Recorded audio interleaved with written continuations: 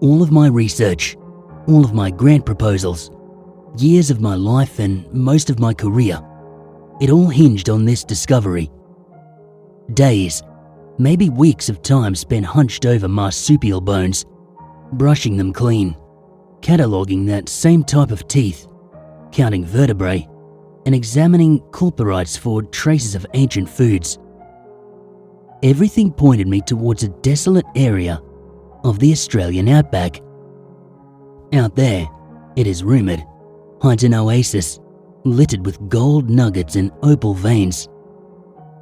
Legend also says that this space is guarded by a horrible, venom-spitting beast of Aboriginal legend, or drop bears, if you ask the drunkard familiar with the story. A young prospector took faith in the oasis, but disregarded the rumours. It seems he had some luck, as he came to town one day with a sack full of gold and a large reptilian skull. He claimed to have killed the beast, but everyone called it a hoax, that he simply found a malformed and dead crocodile. When asked to explain how such a croc made it so far into the desolate wasteland, they gumbled about undiscovered rivers and streams. I came across the image by accident from a fact page that claimed it was a dragon skull found in China. Luckily, they failed to crop the original watermark, which sparked my curiosity. I fell down the rabbit hole of reverse searches and fruitless messages until I got a message from the man who found it. I explained to him that I was a paleontologist, that I was working to find more complete skeletons for megafauna endemic to Paleocene Australia. I offered to meet with the guy, to which he accepted.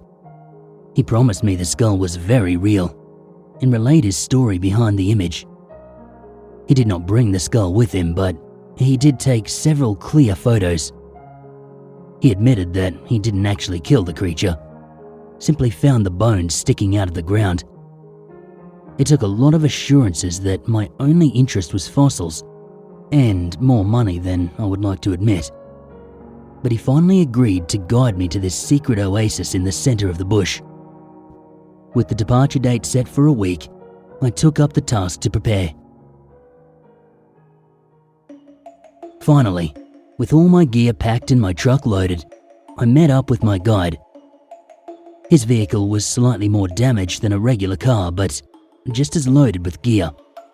It seemed to run just fine, and it's all this man apparently cared to bring. He already had a camp set up, which he had taken care of the day before. His dog was leashed up at this camp, the reasoning being that the dog needed a night to settle, or else he's more likely to be aggressive.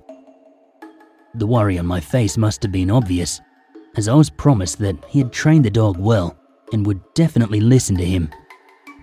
He even said he would have the dog secured with its leash just to be safe. Still anxious, I decided to push the feeling down and focus on getting to the site where I would make my mark on history.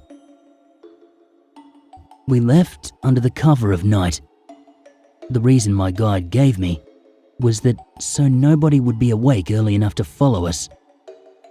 I cared little, since I wanted as much daylight as possible to begin my digs. The drive took us out of town very quickly, and the smoothish roads with it. I prayed none of my more fragile equipment would be damaged, and that I'd packaged it properly. Admittedly, I left most of my equipment with my interns at the lab, as I wanted to establish a preliminary dig site and, hopefully, make some solo discoveries. Once the week was up, I would head back to collect my colleagues and the dig would begin in full. Of course, I made a note of the coordinates, as I believe I could petition the government to sell the dig area for cheap. While I'd technically be telling the government where a possibly large supply of gold or opals is, I'd be keeping my promise that I was only after bones. We drove for a day before we made it to the camp. A third of the gas that I'd brought had been used up to this point. The term oasis described this area perfectly. The loose, red sand had given way to clay-mixed soil, with thick scrubland and stubborn forest that made for a decent camouflage. This would be a paradise to anyone who found the place, which is why I wondered how this place had stayed such a myth. We drove up to the camp, and it was in shambles. The small shack that he'd built, which was little more than a tin box with wooden supports, had been ripped open. His foods were strewn everywhere and spoiled. Where he'd left his dog for the day, there was now just a snapped-off leash and footprints running off into the dust. Someone had come into his camp, and we were sure it was rival treasure hunters. Of course, there's a chance some unknown group of Aboriginals thrashed the camp, but my guide was now out for blood. Though illegal, he produced a rifle from a shallow hole he'd dug under the shack. Rubble and thrash covered the spot, so if people had trashed the place, they wouldn't have noticed the firearm.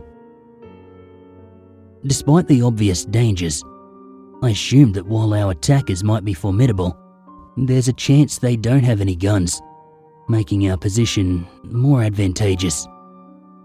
At least, I hoped. But I'd come too far to turn around and run with my tail between my legs, and he refused to let me leave, just in case I was working with whoever did this. I now had to prove that I was not some criminal, but the scientist I was. So I began to dig. When my shovel entered that red dirt, it instantly hit something hard. So I dug more, tapping the tip of my shovel around until I could make out an outline. It was a skull by the feel of it, and so I sought to bring it up. I cleared away the dust and uncovered a potched jaw. The bone had opalized, though it held no color. Still, this discovery was bound to secure my legacy for time immemorial. I wouldn't have to share one single ounce of credit with my peers. I dug until my guide called out to me, having repaired the shack and set up a tripod stand to keep watch for lights in the bush. I did not rest for long, as I was awoken by the loud report of my guide's rifle. Suddenly, another shot, and then another.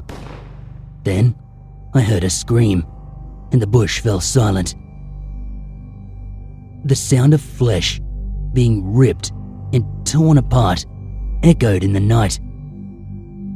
I almost convinced myself that I was having a nightmare, if not for the fact that I could now feel how cold the night air truly was. The light from the small fire outside, it leaked through the planks of the shack, illuminating the campsite. When I went to peek through the gaps in the wood, the light was blocked by something. Whatever it was, I could hear it sniffing the air, taking in deep breaths in its search for food. I clamped my hands over my mouth and nose, taking short, shallow breaths. I couldn't allow it to find me. When it brought its head close to the shed, I could smell the fresh blood on its jaw, mixed with the meat rotting in its mouth. It took more willpower than I believed myself to possess in order to not vomit. This thing picked up a scent, and it made a beeline for the cars. My guide had left some food in his vehicle, which it had found. It lumbered over to the window and reared up onto its back legs. With a loud crash that set off the alarms, the monster fell down upon the car, tearing into it with its claws. The only reason that I still live is because those alarms set off and caused the creature to flee in shock. I seized the moment to leap into my truck, crank the engine, and drive out of there. In the soft light of dawn, I could see something approaching my truck as I sped away. It was a dark brown or black with 4 muscular legs. it had an unnaturally long tail and the jaws of a crocodile. In my shock, I lifted my foot off the pedal, bringing me closer to the jaws of this thing. I snapped out of my haze and floored it, speeding away just as its maw snapped shut, barely missing my fender. The creature gave up the chase, having decided I was not worth the effort. The sounds of the road faded as my heart pounded in my ears. I could feel my body shaking, and I thought that I would vomit at any second. I don't think that the creature would have affected me so badly, if not for the torn face of the guide now hanging from its putrid maw, stuck by the eye in a gap between its teeth. It was frozen still in some silent horror, a fate that I would not wish upon anyone. That is the truth of what I saw that day. My legacy is not worth the lives of my colleagues or the people of that town that rested so blissfully unaware of what wretched dangers lie seemingly so close. What kind of distance could a hungry predator of that size cover in a single sun-scorched day in the outback? How far would a hungry, thirsty beast be willing to go in search of an easy meal? A chill runs down my back just to think of the devastation it could wreak, the many lives that could be lost. I can only pray to any and every higher power that I can that there is enough food to keep the creature contained. But what if it catches scent of more foolish prospectors looking for their fortunes? How many must die before such a secret must be made known? I do not know, but I will take the knowledge of this place to my grave. And may God have mercy on whatever poor souls stumble upon that hell lost in time.